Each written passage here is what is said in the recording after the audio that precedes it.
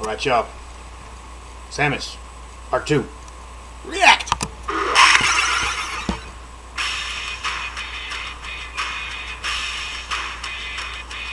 Wow, you guys really came through on the first episode about Samus's backstory. So, I'm here to finish the history lesson.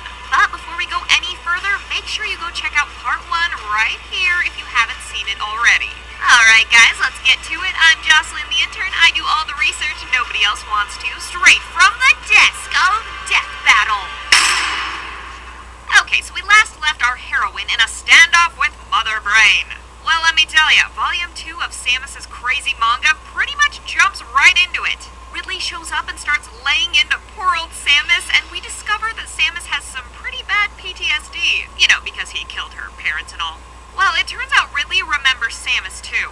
So he snatches Samus's skull up like an apple and blames her for blowing up his warships, even though it was actually her father. Whatever, close enough. Anyway, turns out when all that shit went down, Ridley got burnt up pretty bad and explains the only way he survived was by eating the bodies of all the dead humans lying around. Alright, everybody stop for a second. I would like to point out that this officially makes Ridley a flying purple people eater. Additionally, since his head is so sharp, I believe it qualifies as a single horn. And this means Ridley is in fact a one-horned flying purple people eater. And seeing as how he's a pirate, that means that like all pirates of notoriety, he will eventually lose one eye and require an eye patch. So, in conclusion, given enough time, Ridley will, someday turn into the one-eyed, one-horned, flying purple people eater. And there you have it, ladies and gentlemen, the most idiotic fan theory ever. Okay, guys, shut it down, lights off, show's over, we will never be able to top that, so let's just pack up and go home. Heh, just kidding. Anyway, back to Zebus, where Samus is still getting swung around like a rag doll. But don't worry, we'll just suddenly break away from all that intense stuff on the next page as we all simultaneously go, oh yeah, those guys. When we see Samus's friends pop out of a wall panel and not only spot the captured Chozo prisoners, but find out that the space pirates are using the Chozo DNA machine thing to get superpowered. Whoa, who would have ever thought that the superpower machine the Chozo used on Samus would ever be used for evil? They also spot Samus, who's in a sticky situation with Ridley. So, in true Scooby-Doo fashion, the meddling kids scrape together a plan and decide to use their ship's missiles remotely to blast all the nearby heat signatures in order to create a distraction. And guess what? The distraction works. The gang rescues the Chozo and Samus. However, she didn't really make it too easy for her friends to rescue her. Apparently, the trauma from the fight with Ridley was so intense that she had to curl into a ball on the floor asking to be killed. You know, at first it's kind of like, come on Samus, get your shit together. But then you see through her eyes and the repressed memories that are coming back to her, including the one where Ridley crushed both her parents' skulls at the same time in the palm of his hands, like, right in front of her. Hey, all I'm saying is if we've been cutting Batman slack for his traumatic dead parents, then we should cut our girl Samus a little too. Because that is some messed up shit right there.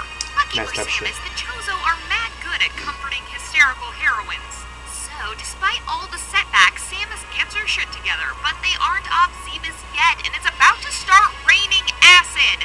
Okay, seriously? Can our girl catch a break for like 5 goddamn seconds? Acid rain? Like, what the hell? Anyway, to avoid the acid rain, they cut through Brinstar, aka the underbelly of the planet, and stay dry / not melted. As the good guys make their way through Brinstar, Grey Voice, the evil Chozo who betrayed everyone, has a change of heart. Yeah, well, I guess. You never see any internal dialogue or anything. He just shows up at Mother Brain's feet in some sort of bird people power armor and starts blasting. I mean, yeah, Grey Voice is a prick, but at least he's doing the right thing now. You know, like Vader at the end of Return of the Jedi. Spoilers! Sadly, Grey doesn't put an end to Mother Brain on account of the whole Ridley busting in through the roof out of nowhere and impaling Grey with his tail thing. Nothing like a bit of penetration before you die.